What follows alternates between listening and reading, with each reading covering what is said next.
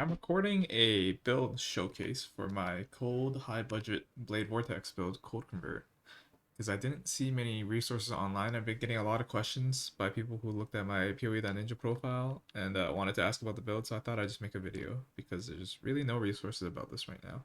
Especially with the new elementalist buffs, uh, it really feels a lot better than ever, and there's a lot of interesting things that you can do with this build, and as well as a lot of interesting tech that aren't really discussed that would really benefit someone who is trying to get into this build. First of all, this is not a cheap build. This is not a budget build. You probably need around 300, 400 divines to make it feel like not complete garbage. But even then, that's still like not. But that's still not at the highest levels where I've gotten this build. This build currently is a few mirrors. I probably maybe two mirrors into this build, and I don't think the build's gonna get cheaper, especially. The main crux of it is just physical code convert BV scaling gem levels as well as having triple herald buff. We have herald, ash, purity, and ice. We're using elementalists with these four. It's kind of self-explanatory. Shaper of Storm is really good. We use Bastion of Elements for some mitigation because otherwise we're quite squishy, and it's also really nice not to take any reflected elemental damage. And of course, Bring of Ruin, Leisure Primordial, just really good. We are using the Svalin unique shield. This is very important for high budget builds because it's pretty much your only source of mitigation, and without it, you will die a lot, and you don't want to die. In terms of that, we have a lot of block investment into block. For example, we go here for this block nodes up here. Right now we're using a replica of Reckless Defiance, but there's actually tech in which you swap this out for a red nightmare. You use tattoos to make these into fire resistances.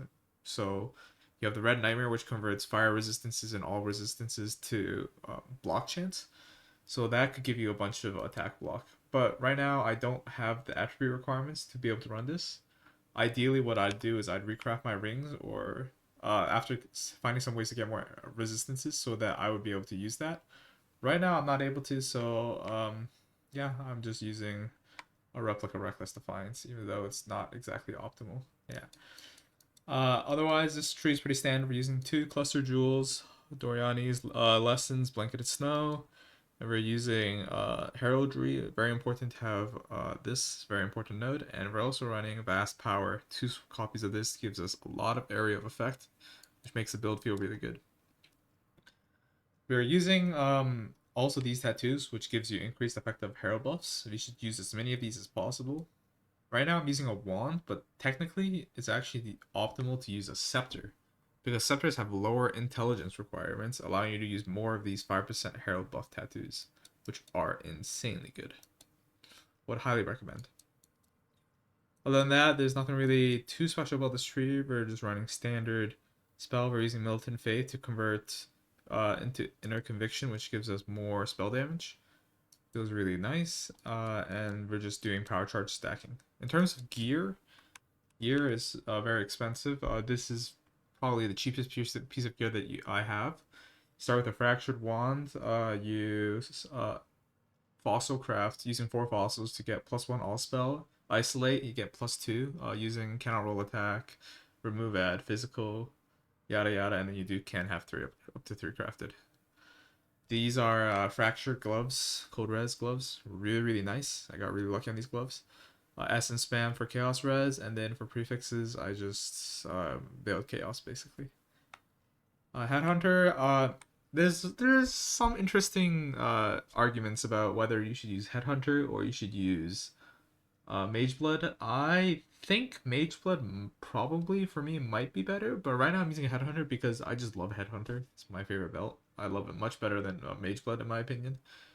But Mageblood has its benefits in which it frees up your flask slots. I mean, not frees up your flask slot, but frees up resistances on your suffixes, which you can use to get more attributes, which are very important, which I'll discuss later. And then we have ring, power charge ring. These are 170, 180 divines, very expensive. I essence for crit multi, and because of the eye level, the best thing I can get as a suffix will be all res. So I'm just kind of chilled with that.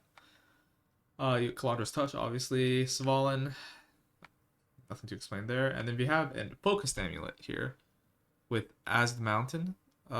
If you go the red nightmare technology, you can actually change this Annoint to something else. And I think you would change it to Charisma.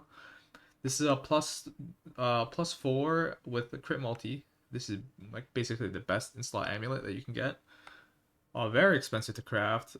You would have to isolate +1 all skill as a magic base, and then you do imprint craft. When I crafted this, imprints were really cheap, but now imprints have gotten much more expensive. It took me, I like to say maybe 60 imprints. You wanna once you imprint it, you want to regal and then you want to regal and then a null, so it's rare, and you're left with a rare item with only all skill. And then you want to do I think it's prefixes cannot be changed into remove add phys, and then you want to do prefixes cannot be changed. I don't know if prefixes cannot be changed or cannot roll attack. And then at the end you want to do prefixes cannot be changed for forge crit to try to get high tier crit multi. I got lucky. I got this on my maybe my 9th reforged crit. I got tier 1 crit multi, so that was really nice. And then lastly, the helmet, which is the most important slot, I'd say. It's a 7-link helmet. You start with the base Shaper Elder. You slam Essences of Horror until you get Hypothermia. You do suffixes cannot be changed, reforge crit, and then for prefixes you block mana, and then you slam. If it doesn't hit conk effect, you start over using Wild Bristle Matrons. And then you go suffix cannot be changed, scour, and do that again until it's 1 in 24 to get conk effect. If you really wanted to have high budget, which is currently is not, it's actually my pretty cheap piece. But if you wanted to go high budget, you can spend hundreds of divines to try, or even a mirror, to get elevated mods on the suffixes, as well as getting +2 AOE instead of +1.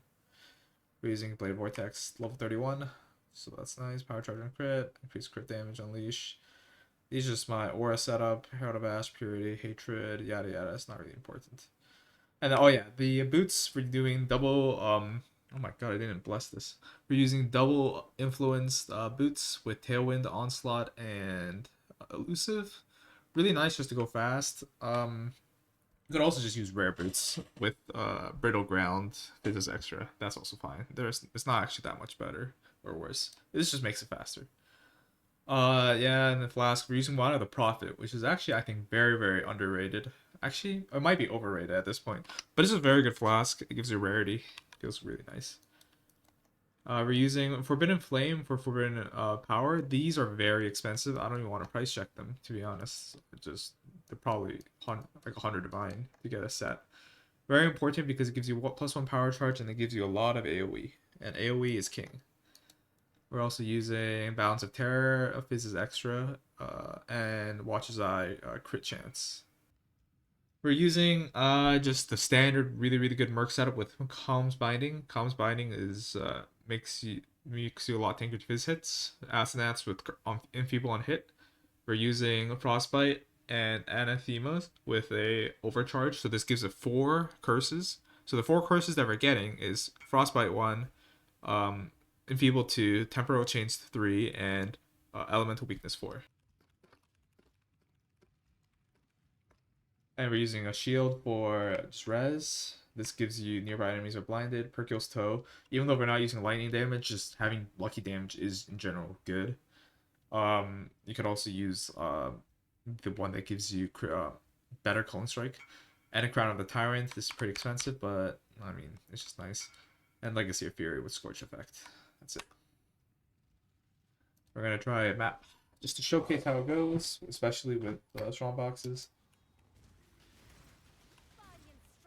Let's see what's on this map. Oh, so we have 174% more monster life, and we don't have auras.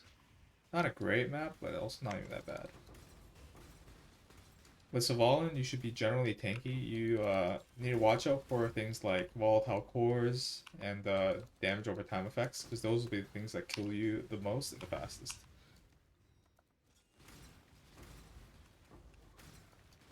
Oh yeah, another thing to mention is that I'm not actually running Zealotry as an aura.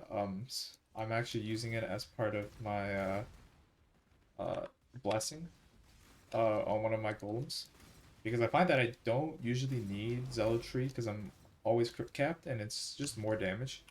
I'd rather have something like haste.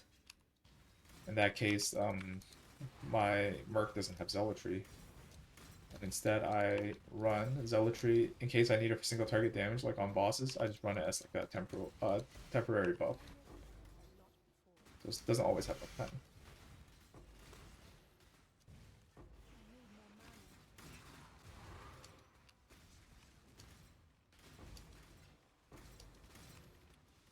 Yeah, this is the playstyle. It's great. What's great about this build is that it can run literally every single tier 17 mod. There's not a single one that's a brick. There are ones that make your maps much harder, like rolling monster elemental resistances is really can get really sketchy if you're rolling that along with other mods like more health and um, life as energy shield. Because then that makes it so that the boss will just take like 10 years to kill. But this map doesn't have anything like that, so the boss shouldn't take too long to die. This boss is not recommended to do Ubers on. It is very bad bossing. One of the probably the worst builds for bossing because you have to be fully melee range. Your damage uptime is very low, and you're incredibly squishy. That's not to say that you can't do it. Okay, yeah. Well, there we go. I hit by a meteor there that didn't block. Another thing about having a block-based fallen build is that if you get hit by something like a meteor and you don't block, because like you just get unlucky, you have 90% block, but if you just don't block it, you will die. So really only play this build if you're okay with playing a squishy build, or if you're on softcore and you're okay with dying a lot, which I am.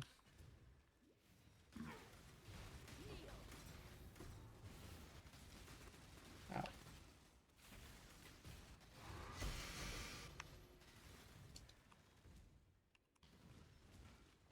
I'll have a POB in the description. It's just probably just gonna be my PoE ninja, to be honest. I'm not gonna change much about it.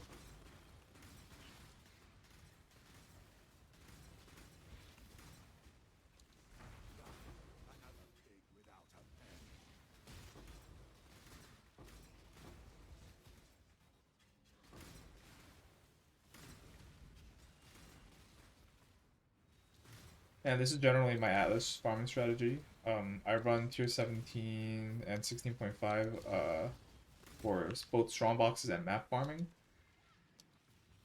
Let's do the boss real quick.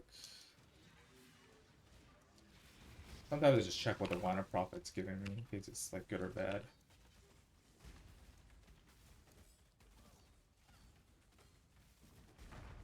See, the boss damage isn't great, to be honest. Like, we have to remember that we don't have auras right now, and the boss also has like 200% more life. So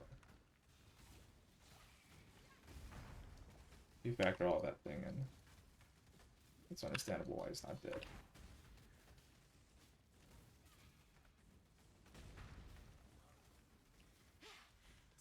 Oh, my Merc died. Uh-oh.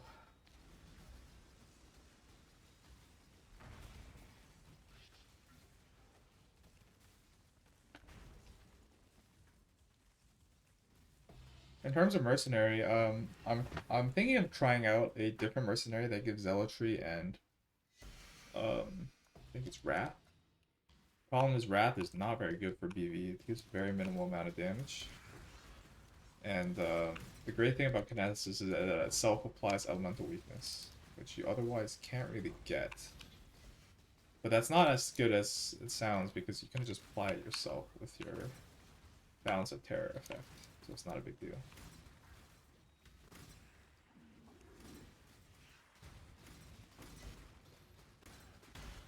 The other good thing about Kineticus is that its attacks are like projectiles and they chain and they're all over the screen. So that you're applying your curses to as many mobs as possible in like a big area of effect. And that's basically the map done. I'm gonna just finish up looting, but yeah, that's about it.